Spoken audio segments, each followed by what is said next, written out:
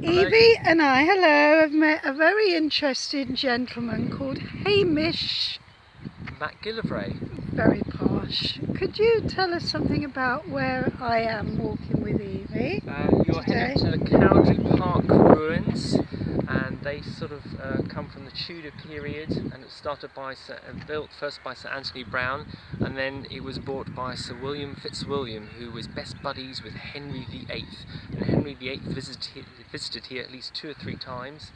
To go deer hunting, and then later on his daughter Elizabeth I came here as well to go deer hunting, and then later on it became a lot of intrigue here because of one of its servants here was a certain Guy Fawkes. Not the Guy Fawkes. The Guy Fawkes, yeah, and unfortunately his employer at the time, the Viscount Brown, was arrested for conspiracy of possible knowledge of the 5th November gunpowder plot. He managed to escape with a big hefty fine, but ever since then that family were basically sort of tarred with not a good sort of image with the royal family there.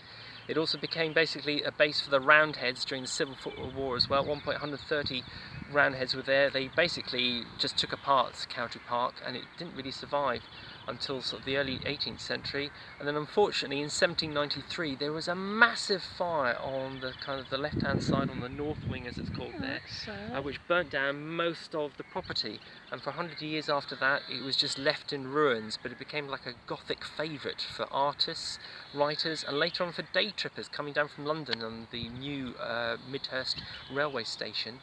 And then just recently, about 10 years ago, it was restored thanks to Heritage Lottery grants.